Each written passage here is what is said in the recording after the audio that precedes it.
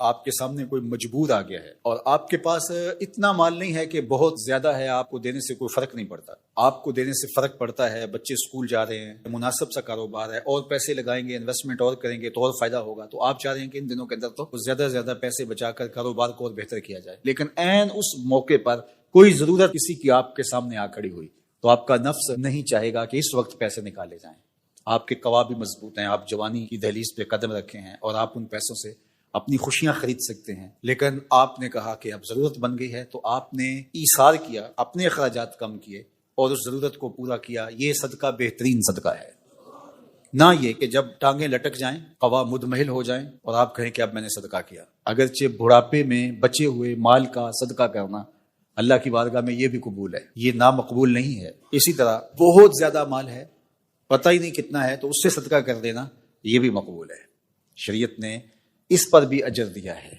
لیکن بہترین صدقہ ایسا صدقہ ہے کہ جب آپ کے پاس مال ہے اور اس مال کی آپ کو ضرورت بھی ہے اور آپ اپنی ضرورتوں کو کلوز کرتے ہیں، اپنی ضرورتوں کو کم کرتے ہیں، اپنا بجٹ اس کو مینٹین کر کے اس میں سے کچھ پیسے نکالتے ہیں. 50,000 روپیہ تنخواہ ہے، 1,00,000 روپیہ تنخواہ ہے، 30,000 روپیہ تنخواہ ہے، تو اس میں سے کوئی بندہ 500 روپیہ بھی نکالتا ہے، 1,000 روپیہ بھی مہینے کا نکالتا ہے کہ نہیں یہ میں نے اپنے محلے کی مسجد کو دینا ہے، یہ میں نے دارالعلوم کو دینا ہے، یہ میرے غریب ہمسائے ہیں، یہ 300 میں نے اس کو دینا ہے، یہ میں نے اس کے لیے رکھا ہے. تو وہ 50,000 کے بجٹ سے یا 30,000 کے بجٹ سے یا 1,00,000 کے بجٹ سے ہی تھوڑے سے پیسے نکال کر کے ان کو راہ خدا میں خیرات کرنا یہ آسان کام نہیں ہے اس مہنگائی کے دور میں.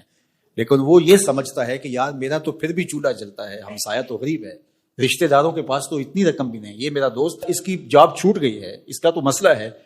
تو وہ جو احساس ہے اس کو، اور اس احساس کی وجہ سے 2 روٹیوں کی بجائے 1 کھا لیتا ہے، اور وہ گھی والی روٹی کی بجائے سوکھی روٹی کھا لیتا ہے، اور وہ سیر سپاٹوں کو چھوڑ کر کے کہتا ہے میں یہی اس ضرورت کے لیے لگا دوں گا، عمرہ کلوز کر لیتا ہے، کوئی بات نہیں وہ پیسے یہاں صرف کر دوں گا.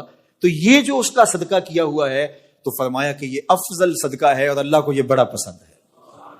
اللہ اکبر. نہ یہ کہ جب ٹانگیں لٹک جائیں، آنکھوں کی پتلیاں چڑھنے لگے تو وہ کہے کہ میرا سارا مال صدقہ کر دو. اگرچہ ایسا بھی بہت موقعوں پہ نہیں ہو پاتا، تو اس وقت کچھ ایسے لوگ کھڑے ہوتے ہیں جو آپ کو کرنے ہی نہیں دیتے، وہ کہتے ہیں نہیں نہیں یہ ہمارا حصہ ہے. تو جو زہر الغنا ہے یہ صدقہ افضل ترین صدقہ ہے. تو آپ کے پاس جتنی توفیق ہے اس میں سے آپ کچھ حصہ متعین کریں. ظاہر ہے ایک آدمی 50,000 روپے مہینے کا کماتا ہے تو اس کو یہ تو نہیں کہا جا سکتا کہ تو 25-30,000 روپیہ دے ڈال. وہ 100 روپیہ بھی دیتا ہے، اس نے متعین کیا ہوا ہے، اس کی برکت اس کے باقی 49,000 کے اندر آ جائے گی اور وہ زہر الغنا والے صدقے میں شامل ہو جائے گا. اور جو یہ چکر کرتا ہے کہ میں یہ بھی 1,000 روپیہ بچاؤں گا اور یہ بھی کاروبار میں لگاؤں گا اور پھر میں بہت امیر ہو جاؤں گا، اور وہ ساری زندگی اسی چکر میں جب امیر ہوتا ہے پھر اس سے امیر، پھر اس سے امیر، پھر اس سے امیر، اور ساری زندگی دولت کی محبت اس کو پھر کچھ نکالنے ہی نہیں دیتی. صدقے کا فلسفہ کیا ہے یہ بات ذہن میں رکھیے. حب دولت تلف می سازت زکات. زکات اور صدقے سے حب دولت ختم ہوتی ہے اور یہ مقصود ہے. ورنہ اللہ نے جس کو دیا ہے غریب کا حصہ، غریب کو ڈائریکٹ بھی تو دے سکتا تھا، لیکن اس کو دے کے آزمایا ہے، اس کو غربت سے آزمایا ہے. یہ غربت میں پورا نکلتا ہے اور وہ اپنی دولت مندی کے امتحان میں پورا نکلتا ہے. وہ یہی تو دیکھنا چاہتا ہے، ورنہ اس کے خزانوں میں کیا کمی ہے. اور اس نے یہ انسانوں کو آزمایا ہے، جانوروں کو تو نہیں آزمایا.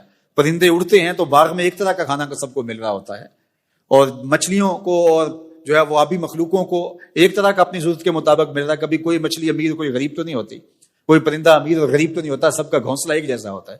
چونکہ وہ مکلف مخلوق نہیں ہے، انسان مکلف ہے، اس لیے اس کے لیے آخرت ہے، جنت دوزخ ہے، اس لیے اس کو آزمایا گیا ہے. اللہ امیر کو امیر رکھ کے آزمانا چاہتا ہے، غریب کو غربت سے آزمانا چاہتا ہے. تو اس لیے آپ کے ہاتھ میں جو بھی ہو تو آپ اس میں سے راہ خدا میں ضرور خرچ کیا کریں. آپ اس کا نتیجہ دیکھنا. بندہ کہتا ہے میں اس لیے جمع کر رہا ہوں کہ زیادہ ہوں گے تو پھر میں خرچ کروں گا، وہ کہتا ہے خرچ کرو گے تو میں زیادہ دوں گا.